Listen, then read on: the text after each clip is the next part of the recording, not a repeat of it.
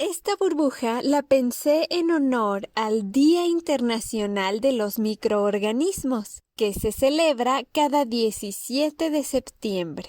Ya te he contado de lo maravillosos que son los microorganismos y de que les debemos nada más y nada menos que la vida. Entonces, ahora quiero contarte la ausencia de microorganismos. Hola, me encanta que estés aquí en Burbujas de Ciencia, un podcast de divulgación científica. Yo soy la Burbu, maestra en ciencias, y en cada burbuja te hablaré sobre artículos actuales, novedades en el ámbito científico, técnicas científicas, conocimiento básico, curiosidades científicas y un montón de cosas más relacionadas con la ciencia. En esta burbuja te platicaré sobre los animales que no tienen ni un solo microorganismo en el cuerpo, cómo obtener animales así, las complicaciones que causan y las ventajas que representan. Como se celebra cada 17 de septiembre el Día Internacional de los Microorganismos, te recordaré algunos aspectos importantes de ellos, que ya te platiqué en la burbuja del episodio 4. Los microorganismos son abundantes y se multiplican rápidamente. El pulular de la vida microbiana está en todas partes, y me refiero a todas partes. Desde hace miles de millones de años que hay microorganismos en la Tierra, incluso antes de que hubiera plantas o animales. Los microorganismos fueron lo primero que tuvo vida en este planeta, y la complejidad y diversidad genética y fisiológica de la vida microbiana es enorme. Es exorbitantemente más grande que la de los propios humanos, plantas y animales.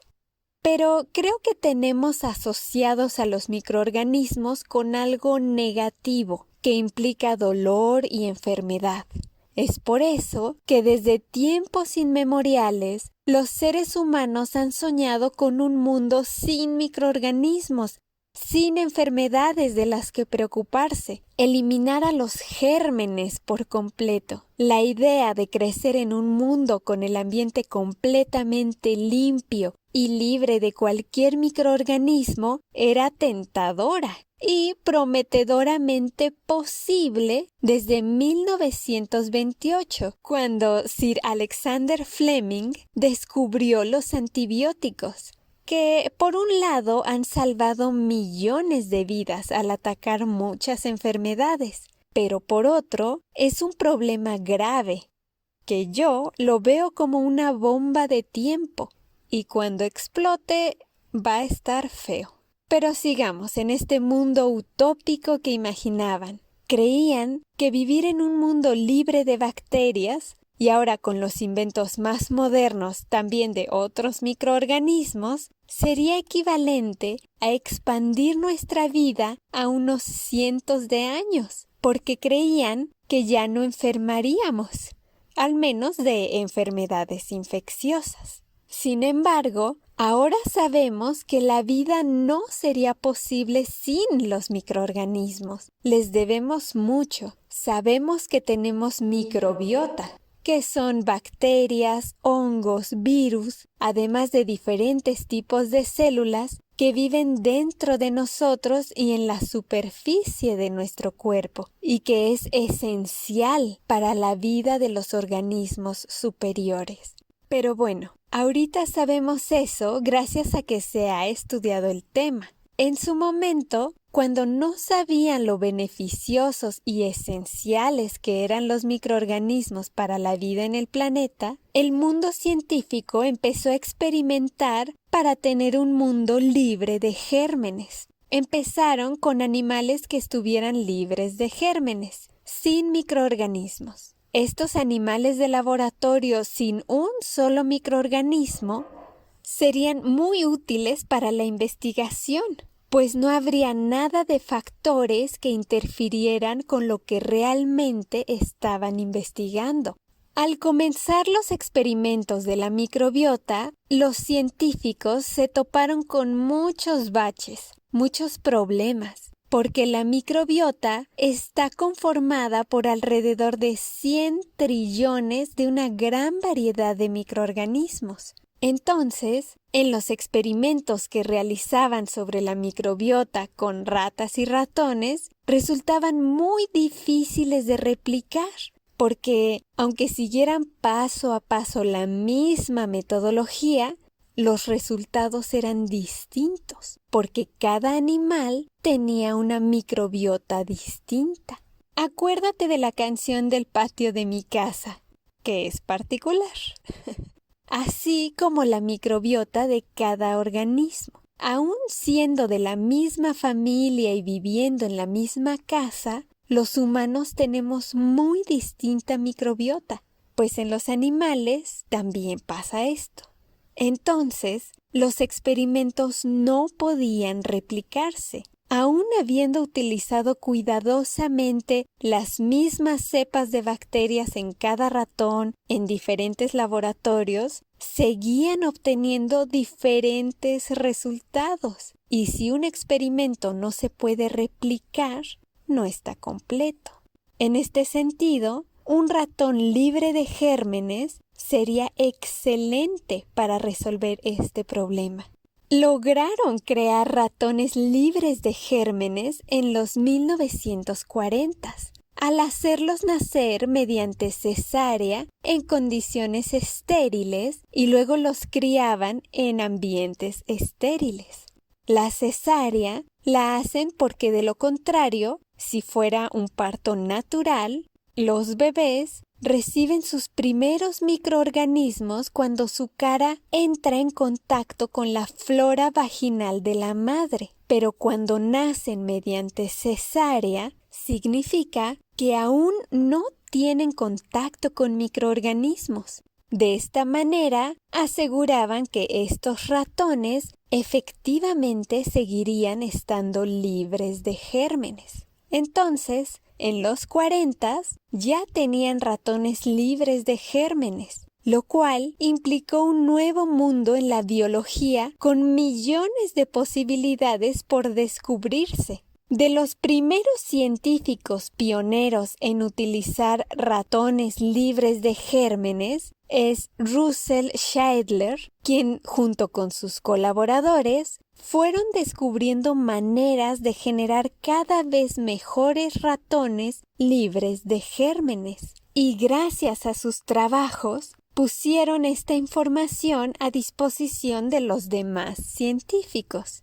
Hay una publicación de Russell Scheidler y colaboradores del 9 de marzo de 1965 que está tan interesante que te la quiero platicar. Se titula Asociación de ratones libres de gérmenes con bacterias aisladas de ratones normales. Y dice que los animales criados en condiciones libres de gérmenes parecían tener una vida normal, pero que exhibían características histológicas, anatómicas y psicológicas que los diferenciaban de animales criados en condiciones convencionales, es decir, con microorganismos.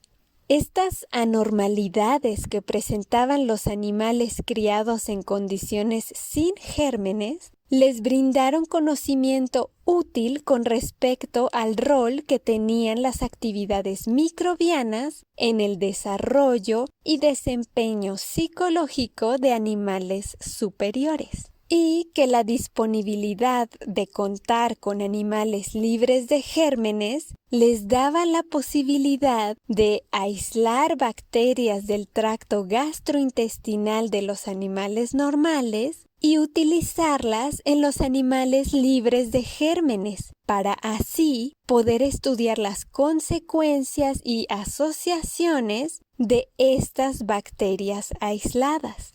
Esto es un gran avance y algo sumamente útil. Por fin podrían investigar algo sin que les estorbaran otros microorganismos que alteraban los resultados. es que es de gran importancia tener todas las variables del experimento lo más controladas posibles para poder replicar los resultados. Imagínate que tú inventas una pelota que bota con diferentes patrones. Es decir, que tú avientas la pelota y no sabes para dónde va a botar. No puedes predecir el movimiento como lo harías si estuvieras jugando tenis, por ejemplo, que puedes visualizar la trayectoria que tendrá la pelota. Pero debes demostrar que efectivamente es arbitrario el bote de tu nueva pelota. Entonces, necesitas hacer experimentos y una metodología para que cualquier persona en el mundo pueda hacer ese experimento y obtenga los mismos resultados. Pero resulta que lo haces al aire libre, un día que hacía mucho viento y además lo haces sobre una montaña. Entonces, al segundo bote, tu pelota se fue por el precipicio y cuando botó de nuevo, botó unos 9 metros de alto. Y tú dices entonces que tu pelota tiene la capacidad de que al segundo bote se eleva 9 metros. Y alguien más hace el experimento dentro de un cuarto y pues no le va a botar 9 metros en su segundo bote.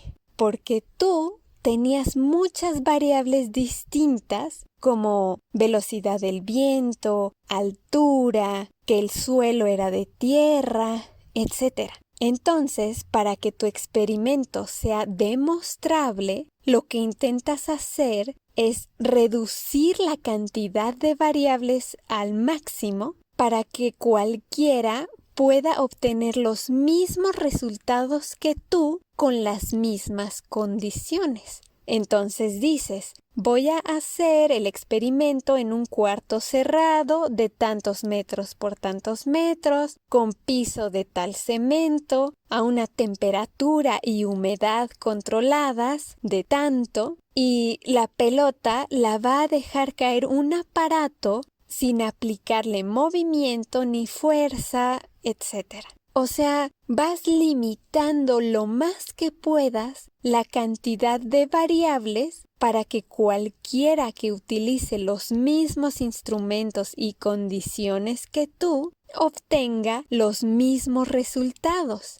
Y entonces sí compruebas que tu pelota efectivamente bota azarosamente. O tal vez te das cuenta que tiene un patrón al botar. Pero el punto es que puedes repetir el experimento. Cualquiera lo puede repetir en cualquier lugar del mundo y mientras tenga las mismas condiciones que tú, obtendrá los mismos resultados.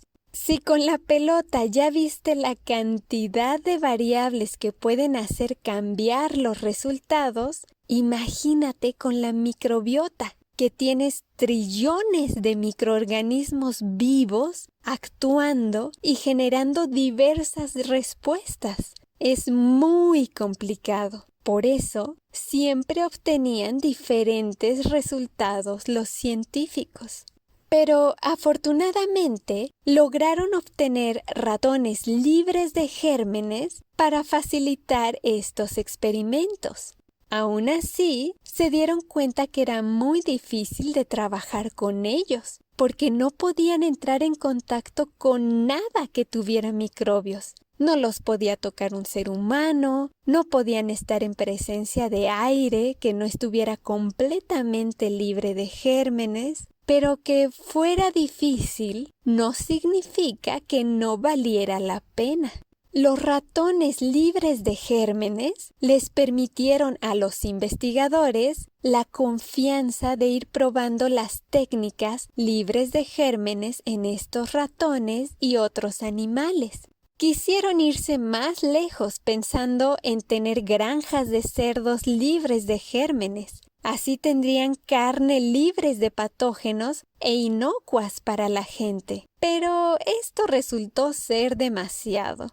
Al final, era imposible tener esos espacios tan grandes como lo es una granja libre de gérmenes. Y con la aparición de los antibióticos descubiertos por Sir Alexander Fleming, ya abandonaron estos experimentos, lo cual nos trae de nuevo al uso indiscriminado de los antibióticos y esa bomba de tiempo que eventualmente explotará. Mucho de lo que sabemos acerca de la microbiota y sus efectos en diversos sistemas vienen de los ratones libres de gérmenes de Schaedler y otros pioneros. Estos ratones son llamados ratones GF, por sus siglas en inglés Germ Free. Se volvieron el estándar para este tipo de experimentos de microbiota, aunque tenían varios problemas, algunos de ellos previsibles. Por ejemplo, ya desde entonces era bien conocido que los animales dependemos de las bacterias para crear ciertas vitaminas. Entonces, como estos ratones no tenían bacterias, requerían suplementos. Una parte de su intestino grueso, llamado ciego, que contiene normalmente billones de bacterias, se hinchaba, lo cual podía ser mortal para los ratones y hacía muy difícil su reproducción. Además, tenían problemas de intestino permeable y tenían muy atrofiado su sistema inmune debido a la ausencia de bacterias. Un ratón normal tendría que tener millones de bacterias de salmonela para que lo mataran, mientras que en un ratón libre de gérmenes únicamente bastaría una sola bacteria para matarlo. Además de que al ratón libre de gérmenes lo podría matar cualquier bacteria, incluso las bacterias comensales, aquellas con las que convivimos y a las que le sacamos provecho diariamente. Por otro lado, los ratones GF permitieron hacer múltiples experimentos con diversos microorganismos, pudiendo estudiar separadamente diversas cepas de microorganismos, logrando también el conocimiento más profundo sobre la absorción de nutrientes de los alimentos. Ya sabemos que nuestra microbiota es fundamental para la absorción de nutrientes y para la digestión de ciertos alimentos. Schaedler se dio cuenta que los ratones libres de gérmenes eran muy problemáticos para la mayoría de los investigadores. Era muy difícil su crianza, difícil su distribución y realmente no representaban a la mayoría de los ratones ordinarios que sí tienen bien su microbiota. Sin embargo, una gran ventaja era que podían ir introduciendo de un microbio a la vez o varios microbios bajo un ambiente controlado y podían ir conociendo los efectos y relaciones que tenían estos microbios con el cuerpo humano y los diferentes sistemas. De esta manera, Schaedler desarrolló un conjunto de bacterias que le permitían a estos ratones desarrollar un sistema inmune que los pudiera defender contra posibles infecciones arbitrarias. Este conjunto de bacterias fue cambiando a lo largo de los años, mientras que los científicos se hacían mejores al cultivar bacterias. Pero la idea base era la misma. Estos ratones tendrían una microbiota ya conocida, sabrían exactamente las bacterias que la conformaban y por lo tanto son mucho mejores para experimentar con ellos. Actualmente hay catálogos de ratones con diferentes combinaciones de bacterias con diferentes propósitos de investigación, haciendo mucho más sencillo comparar los resultados de diferentes estudios. Con estos ratones se reducen muchísimo la cantidad de variables que afectan a este tipo de experimentos y, por lo tanto, pueden replicarse y comprobarse.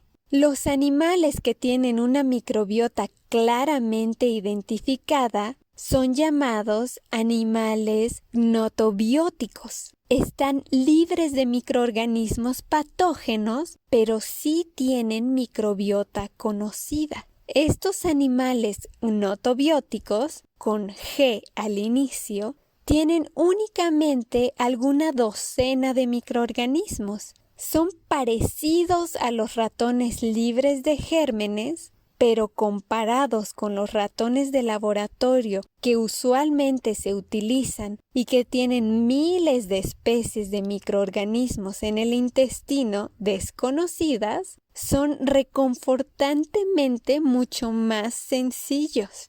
Y claro, pues supongo que es normal pensar que si pueden lograr crear ratones libres de gérmenes, ¿por qué no tener humanos libres de gérmenes? ¿No te da curiosidad qué pasaría con un humano libre de gérmenes? Si realmente se cumple eso que pensaban de que su vida sería mucho mejor, más feliz y sin enfermedades. Actualmente ya sabemos de la microbiota y todas las ventajas que te he platicado en otras burbujas sobre los microorganismos, pero en 1971 lograron conocer qué pasaría con un humano libre de gérmenes. Pero eso te lo contaré en otra burbuja. Ahora pasamos a las conclusiones. Cada 17 de septiembre se celebra el Día Internacional de los Microorganismos. Los microorganismos son abundantes y se multiplican rápidamente. El pulular de la vida microbiana está en todas partes. Desde hace miles de millones de años que hay microorganismos en la Tierra, incluso antes de que hubiera plantas o animales. Desde tiempos inmemoriales, los seres humanos han soñado con un mundo sin microorganismos, sin enfermedades de las que preocuparse, eliminar a los gérmenes por completo y estar en un mundo con el ambiente completamente limpio y libre de microorganismos. El mundo científico empezó a experimentar para tener un mundo libre de gérmenes. Empezaron con los animales. Los animales de laboratorio sin un solo microorganismo serían muy útiles para la investigación, pues no habría nada de ruido que interfiriera con lo que realmente estaban investigando. Lograron crear ratones libres de gérmenes en los 40s, al hacerlos nacer mediante cesárea en condiciones estériles y luego los criaban en ambientes estériles. Russell Scheidler y colaboradores fueron pioneros en utilizar ratones libres de gérmenes. Ya desde 1965 sabían que los ratones sin gérmenes exhibían características histológicas, anatómicas y psicológicas que los diferenciaban de otros ratones que sí tenían microorganismos. Las dificultades que presentaban los ratones libres de gérmenes era su reproducción y manejo, su crianza, su transporte y que no representaban a la mayoría de los ratones.